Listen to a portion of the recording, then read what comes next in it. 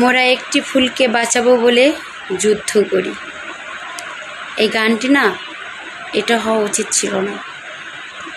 এই গানটি এটা হওয়া উচিত ছিল যে আমরা হাজারটা কলি ফোটার আগে মেরে ফেলার জন্য একটা কুপুত্র জন্ম দিয়ে থাকি। এই গানটা লেখা ছিল, উচিত ছিল।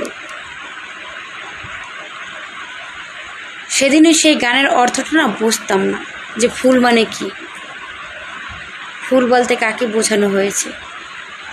ভাবতাম হয়তো ওই গোলাপ ফুল, টগর ফুল, এগুলো ভাবতাম। এখন এই বয়সে এসে বুঝতে পারি যে ফুলের অর্থ কী। তো দুদিন ধরে সত্যি খুব খারাপ লাগতেছে, কিছু বলার নাই। যে ঘটনাটা ঘটেছে সেটা আমারই পাশে। আমার এখান থেকে 10 টাকা লাগে যেতে। পল্লবী, আমি মিরপুর ভাসানটাকে থাকি, আর পল্লবী মাঝামাঝি কয়েক হাত দূর। তো সত্যি ওইটুকু মেয়ে, ছোট্ট একটা মেয়ে, যার বয়স 7 বছর, ক্লাস 1ম শ্রেণীতে পড়ে।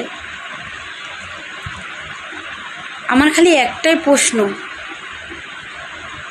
এই কেমন মানুষ? ওইটুকু মেয়ের ভিতরে কি আছে ভাই? ও তো মাত্র একটা সবে ফুলের কলি ছিল, তো ফুলও হয়ে ফোটেনি। তুই কিভাবে পারলি রে? আর সবচেয়ে জঘন্য খারাপ বিষয়টা কী লাগছে জানেন?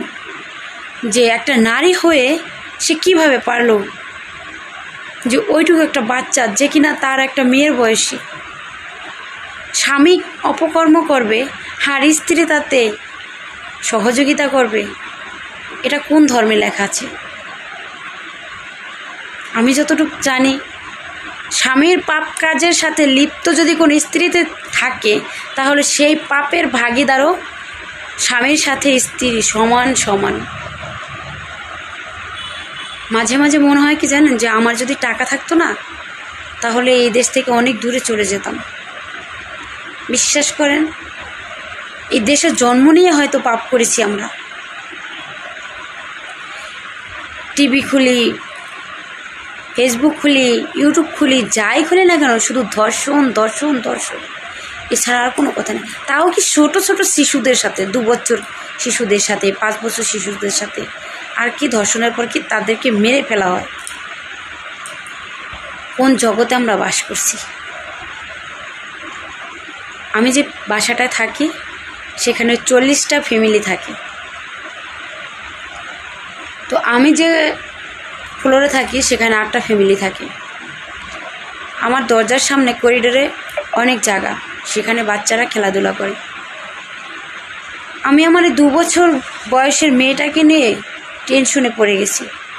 আমি কিভাবে মেয়েকে বাইরে খেলতে দেব বলতে পারেন কেউ? কিভাবে খেলতে দেব? কিভাবে আমি তার সেফটি রাখবো?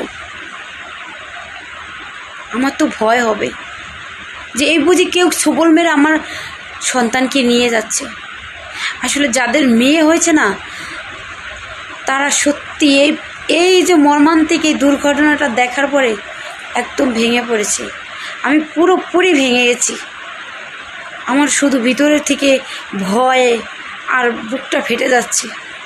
ওই যে ওর বাবা যখন বলছে না, যে আমার মেয়েটা আমাকে ফোন দিয়ে বলতো, বাবা তুমি কখন আসছো, এগুলো সহ্য করার মতো নয়।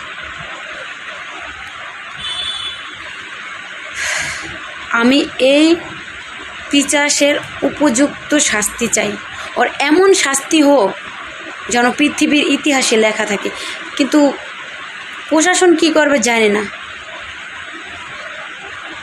তবে আমি চাই মা হিসেবে ওর খুব শাস্তি হোক, আর সেই সাথে ওর স্ত্রীর শাস্তি হোক। একটা মেয়ে হয়ে কিভাবে মেয়েদের এভাবে অসম্মান করতে পারলো?